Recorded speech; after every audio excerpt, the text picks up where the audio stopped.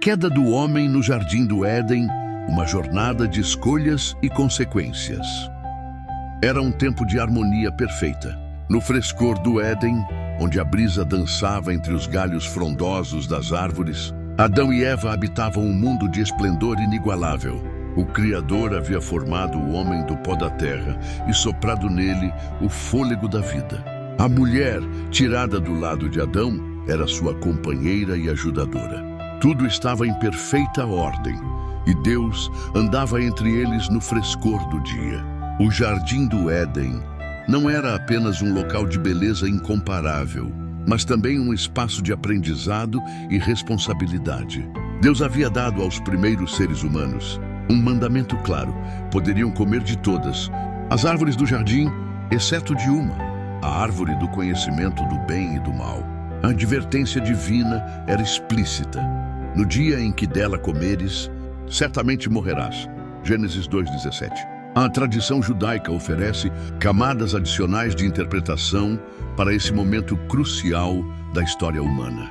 O Midrash ensina que a árvore do conhecimento não era apenas um teste, mas uma oportunidade para a humanidade escolher entre a obediência e a rebelião.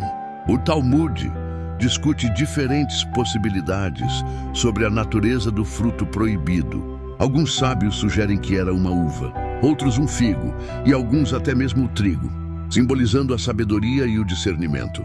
Mas o Éden também abrigava outro ser, a serpente, descrita como a mais astuta de todas as criaturas.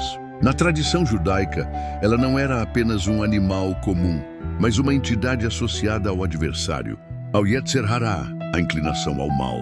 A serpente, sibilante e persuasiva, aproximou-se de Eva e lançou a semente da dúvida. É verdade que Deus disse que não podeis comer de nenhuma árvore do jardim? Gênesis 3:1. Assim começa a primeira distorção da verdade. Eva hesitou, mas respondeu: podemos comer do fruto das árvores do jardim, mas do fruto da árvore que está no meio do jardim Deus disse: não comereis dele, nem nele tocareis, para que não morrais. Gênesis 3:2-3. No entanto, algo sutil havia mudado. Deus nunca proibira tocar o fruto, apenas comê-lo. A serpente percebeu a oportunidade e desferiu o golpe: certamente não morrereis. Pelo contrário, Deus sabe que no dia em que dele comerdes, vossos olhos se abrirão e sereis como Deus, no conhecendo o bem e o mal. Gênesis 3:4-5. A tradição judaica nos ensina que naquele momento, Eva viu o fruto com outros olhos. Ele era agradável à vista, desejável para dar entendimento. A escolha foi feita. Ela comeu e deu a Adão, que também comeu. Então, algo mudou dentro deles. Perceberam que estavam nus. A inocência se foi. A consciência do bem e do mal havia sido despertada. Deus veio ao jardim e chamou: Adão, onde estás? Gênesis 3:9. Não era uma questão de localização, mas uma pergunta existencial. Onde estavam agora em relação ao Criador? Temeroso, Adão confessou sua nudez. Confrontado, culpou Eva, que por sua vez culpou a serpente.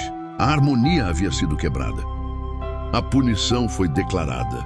A serpente rastejaria sobre o pó da terra. A mulher teria dores no parto e seria sujeita ao marido. E o homem enfrentaria um solo árido e espinhoso até retornar ao pó de onde viera. Mas em meio ao juízo, havia uma promessa. A semente da mulher esmagaria a cabeça da serpente. Gênesis 3:15. Um prenúncio da redenção futura. Com pesar, Deus os expulsou do Éden, colocando querubins e uma espada flamejante para guardar o caminho da árvore da vida. O mundo perfeito estava perdido, mas a história da humanidade havia começado. Uma história de queda, mas também de esperança. A tradição judaica vê esse evento não apenas como uma punição, mas como um chamado à responsabilidade. O Éden representava a infância da humanidade, e sua expulsão foi o início da jornada do crescimento moral e espiritual. A queda do homem não foi o fim, mas o começo de uma busca pela reconciliação com Deus, uma busca que ecoa em cada geração, chamando-nos de volta ao Criador, à obediência e ao propósito original da criação. Após a expulsão, Adão e Eva enfrentaram um mundo desconhecido. Pela primeira vez, sentiram fome, frio e o peso do trabalho árduo. O solo, antes fértil e abundante, agora exigia suor e esforço. Adão tornou-se lavrador da terra e Eva experimentou as dores da maternidade, dando origem às futuras gerações. Os descendentes de Adão e Eva herdaram não apenas a vida, mas também a inclinação ao pecado.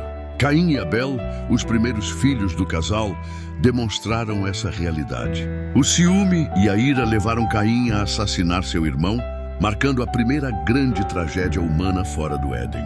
Contudo, Deus não abandonou a humanidade. Com paciência e misericórdia, providenciou caminhos para a redenção. Desde os sacrifícios do Antigo Testamento até as promessas dos profetas, a esperança de restauração permaneceu viva. O Éden perdido não seria o destino final, mas um lembrete da glória futura que aguarda aqueles que buscam a Deus com um coração sincero. Ao longo dos séculos, essa busca pela redenção se manifestou de várias formas. Noé, escolhido para preservar a humanidade, demonstrou a graça de Deus diante da corrupção. Abraão recebeu a promessa de uma aliança eterna. Moisés guiou o povo de Israel à libertação, entregando a lei que ensinava a justiça e a santidade. Reis, profetas e sacerdotes apontaram para um futuro onde o Criador restauraria o relacionamento com sua criação. E assim, a história da humanidade segue, entre quedas e recomeços, guiada pela esperança de um novo Éden, onde não haverá mais dor, sofrimento ou separação entre Deus e o homem. O Éden perdido não é apenas uma lembrança distante, mas uma promessa de algo maior. Em cada desafio, em cada lágrima e em cada luta, há um chamado para a esperança. A trajetória da humanidade é marcada por erros e acertos, mas Deus, em sua infinita misericórdia, nos convida a recomeçar.